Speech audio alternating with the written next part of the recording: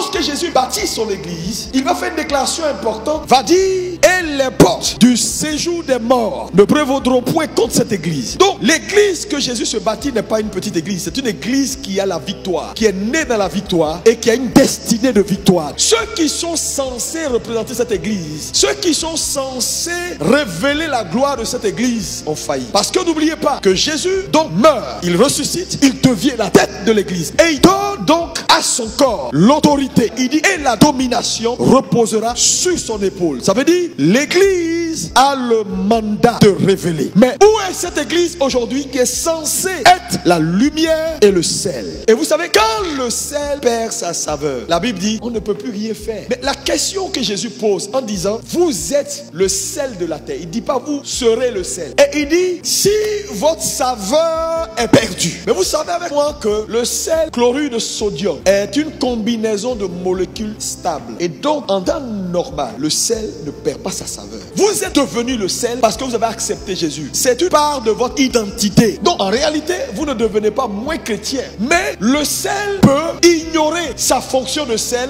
et ne pas faire ce qu'elle est censée faire. Donc ça veut dire que Jésus est en train de nous dire simplement ici par cette question, si vous refusez de manifester ce que vous êtes, alors le refus de manifester ce que vous êtes est similaire à un sel qui en temps normal ne peut pas perdre sa saveur, mais parce que ses effets ne sont pas visibles, alors on la considère comme rien. Donc vous voyez que des enfants de Dieu peuvent être assis et ayant en eux la nature du sel. Le sel fait quoi? Le sel a une fonction de conservation. Donc là où le sel est appliqué, il conserve. Il empêche les aliments ou les éléments sous son autorité de se décomposer. Il a une fonction également empêcher la corruption. Et vous savez avec moi que dans la Bible, le sel est très important. Quand vous regardez par exemple dans les Écritures, dans Marc 9 verset 49, il dit car tout homme sera salé de feu. Ça veut dire quoi? Il n'y a aucun homme dont l'identité et la nature ne passera pas par un test pour approbation. Tout homme sera salé de feu. Ça veut dire l'assainissement, l'aboutissement d'une vie qui sera stable, une vie qui sera conservée, est une vie qui est passée par le feu. Donc quand vous voyez un homme qui est établi, qui est approuvé et qui est en train de faire ce qu'il a à faire, ça veut dire sa vie a été salée par le feu. Donc il revient pour dire encore que la nature du sel, vous l'avez, mais vous devez veiller à ce que cette nature soit manifestée, parce que c'est dans la manifestation que nous jouons le rôle qui est assigné. Quand on ne fait rien, alors nous sommes considérés comme morts. Quand il parle de la terre ici, il fait allusion à quoi? À un territoire. Il n'y a personne qui n'a pas un territoire. La Bible appelle Jésus le roi des rois que nous sommes. Donc si nous sommes devenus rois, ça veut dire que nous avons un territoire où l'autorité, où le mandat de domination que Dieu nous a donné est censé être exercé. Tu peux ne pas le savoir, mais tu as un territoire. Nous sommes salés pour affecter notre territoire. Nous sommes salés pour assainir notre territoire. Nous sommes salés pour affecter notre champ de mission. Donne de la saveur. Donc quand Jésus dit de l'église que l'église est devenue le sel a un élément capital qui est la saveur. Elle a la capacité de transformer quelque chose qui n'a pas de goût, qui n'est pas bon, en quelque chose qui est bon, qui a du goût. Donc quand on parle de goût ici, c'est que l'église doit travailler de telle sorte que quand les gens approchent, qu'ils sentent, qu'ils puissent te goûter et savoir que non, moi ce que je goûte là c'est trop doux dans ma bouche. Donc il y a ce premier volet d'attirance de quelque chose qui me plaît. L'église donc doit travailler pour refaire son image de telle sorte que quand les gens nous voient, qu'ils nous apprécient, qu'ils aient envie même de venir. Donc il faut que l'église travaille pour améliorer son image. Il dit tu mettras du sel sur toutes tes offrandes. Tu ne laisseras point ton offrande manquer de sel, signe de l'alliance de ton Dieu. Ici dans l'ancienne alliance, dans le tabernacle, pour le service dans le tabernacle, pour les offrandes qu'on apportait dans le tabernacle, la Bible exigeait que l'offrande ne manque pas de sel. Toute offrande, tout ce que vous faites pour Dieu, qui n'est pas assez, qui ne vient pas d'un cœur pur, un cœur où le sel a déjà fait un travail, Dieu ne peut pas agréer. C'est-à-dire, Dieu ne recevra pas de toi une offrande qui vient d'un cœur qui est corrompu. Si ton cœur est corrompu, ça veut dire que le sel manque à ta vie. Parce qu'il n'y a rien que tu peux apporter à Dieu que Dieu va agréer si elle n'est pas salée. Les sacrificateurs jetteront du sel sur tes offrandes. Et parce que l'église est devenue une assemblée de frères sans saveur, naturellement, comme on ne donne que ce qu'on a, notre capacité d'affecter notre environnement est devenue zéro. Si jusqu'à là, ta vie est parsemée de problèmes, de difficultés, de mort, de maladies, c'est parce que ton sel a perdu de sa saveur.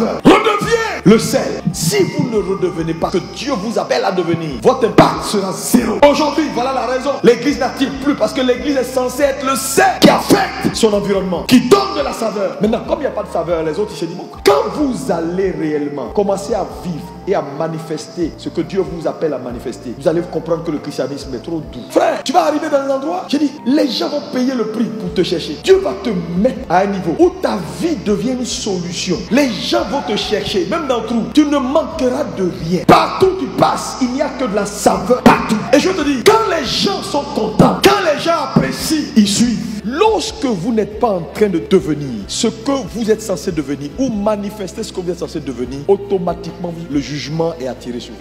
Maintenant, il continue pour dire, vous êtes maintenant la lumière. Jacques 1 verset 17 nous dit, Dieu est le Dieu des lumières. Ça veut dire, la lumière est sa nature. Et maintenant, il dit, vous êtes le sel et vous êtes la lumière. Maintenant, regardez, il dit, vous êtes le sel de la terre. Mais il ne dit pas, vous êtes la lumière de la terre, il dit, vous êtes la lumière du monde. Ça veut dire quoi? Sel de la terre. Terre parlant d'environnement, d'exercice d'autorité, parlant de sphère d'influence, lumière parlant de révélation. Donc, je suis sel pour impacter, je suis sel pour donner de la saveur, je suis lumière pour révéler Christ. C'est deux fonctions différentes. Je suis sel pour impacter, pour donner de la saveur, mais je suis lumière pour révéler. Donc, la lumière brille, elle révèle. Et quand il ajoute monde ici, au lieu de terre, il est en train de nous parler de système. Donc, nous sommes le sel de la terre, mais nous sommes la lumière, non de la terre, mais du monde. Parce que le monde est un système de pensée et de savoir-faire. Et les systèmes sont très puissants pour la captivité. Un système bâtit en nous des forteresses. Et quand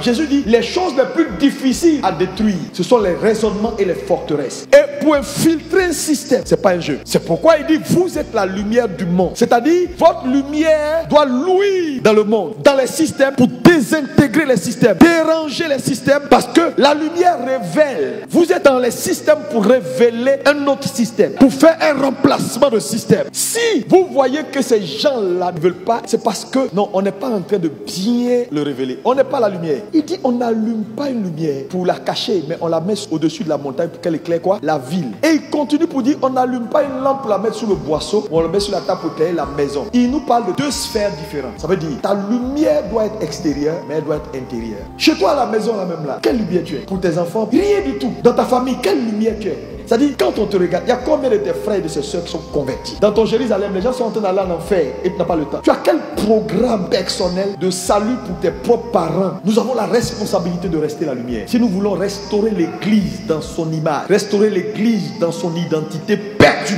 deviens le sel et deviens la lumière. Impacte ton environnement partout où tu entres, où les gens ont perdu la soif de Dieu. Quand il rentre en contact avec toi, qu'il ait envie de revenir à l'église. Quelqu'un qui était découragé, afin de Jésus n'est plus son problème. Quand il entre en contact avec toi, qu'il revienne à son premier amour. Je dis, Dieu va saler ta vie. Partout où tu passes, tu mets la saveur. Partout où tu passes, tu mets le bonheur. Partout où tu passes, tu crées l'envie de revenir à Dieu, l'envie de louer Dieu. Les gens te regardent, ils disent oui, afin de Dieu là, c'est bon. Quand je regarde sa vie, je veux revenir. Et par ta vie, des multitudes vont suivre. Dieu va te lever. Quand tu vas commencer à manifester ton identité, à être le sel et la lumière, Dieu va te mettre à un niveau. Quand les gens te verront, ils sauront qu'il y a quelque chose de différent sur cette personne, cette dame, cette soeur. Ils vont dire, on ne comprend pas, mais quand on te voit, tu es différent. Tu portes une aura, tu portes une onction qu'on ne peut pas expliquer. Parce que tu es devenu la lumière et le sel de la terre. Le monde a besoin d'avoir confiance de nouveau en Dieu. Mais le monde n'aura pas cette confiance sur l'église. Les chrétiens que vous êtes, vous ne prenez pas votre position. Tu es le sel et le sel est sacré. Le sel parle de jugement, parle d'alliance avec Dieu, parle de sacrifice agréé. Là où le sel est manifesté, la vie est préservée. Là où la lumière est manifestée, les yeux et les écailles tombent et on peut le voir tel qu'il est. Les gens te verront et diront waouh, Dieu est bon. Regardez son témoignage. Cette dame, on l'a connue ici. Regardez ce que Dieu en a fait. Si nous voulons ramener le témoignage